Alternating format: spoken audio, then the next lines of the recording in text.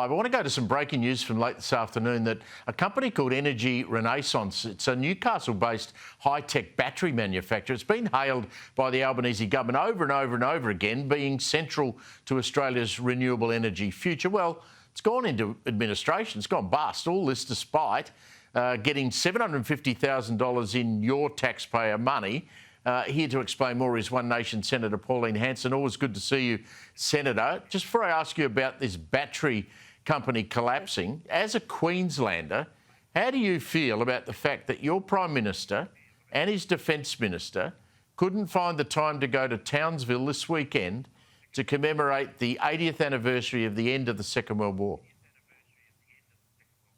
I think it's appalling, Steve, because they can quite easily do all these trips overseas. That Albanese has no trouble getting on a plane to go overseas, but he's not spending the time here. You know, I even hear him go on about gas and everything like that, and the people over there not getting fed and they're going hungry. What about the people on the streets here in Australia? What about the children who are actually going hungry every day, you know, to schools? It's appalling, and I'm disgusted with it. Absolutely disgusted. Yeah, he should be there, and so should Richard Marles. This battery company in Newcastle, we've seen media event after media event. Chris Bowen turns up there and whacks on a hard hat. They all got their high-vis vests on and they're doling out money. What does this say about where this green fantasy is headed?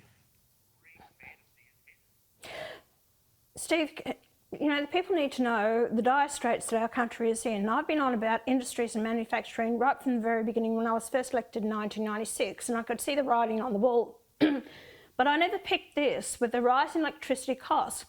And since 2023, 1,400 manufacturing companies have gone under, insolvent. More than 1,400. This is another one that's in the queue. We've had over 1,400 manufacturing companies have. You've had 30,000 small businesses have gone under this government, and over 1,400 manufacturing companies have gone under. This is another one. This money was given to them. They've been going for about 10 years. This money was given to them under the Liberal Party, about nearly $250,000 in 2020, and another just over $500,000 in 2021. Now, Ed Husick got there in 2023 and said, electrify, electrify, electrify. And they were pushing this green energy and batteries, which they've done. This isn't the only one that's gone under. We had the Whyalla. They were going to do the green hydrogen. That went under. That was to power the plant down there for the green steel. Then you've had also at Kurri Kurri.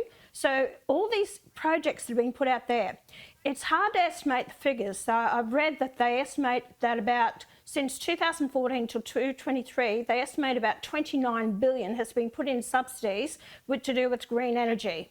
Now, my figures, what I've tried to estimate over this, I think is in excess of $50 billion. Now, the government has put in the last budget, 23-24 budget, another $22 billion to the future of Australia. But that's all these green projects. Even Twiggy Forrest, you know, he was going to have the green hydrogen, and that's out of Gladstone. That went under. He owes the government about $60 million, which I don't know if they're going to get that back. They're constantly falling over all the time. A lot of these industries and manufacturing are going under because of the rising cost of gas and electricity. Since 2000, gas has risen by 181%. Electricity has risen by 186%.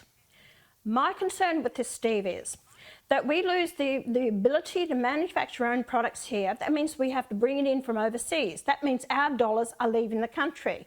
That means less dollars to provide the services that we need. So whether it be infrastructure, nursing homes, schools, hospital, the services that we need.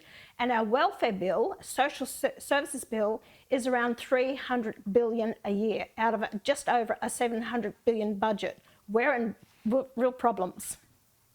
Oh, the numbers are eye-watering, Pauline. Thank you. Have a great weekend. We'll talk to you again soon. Pauline Hanson.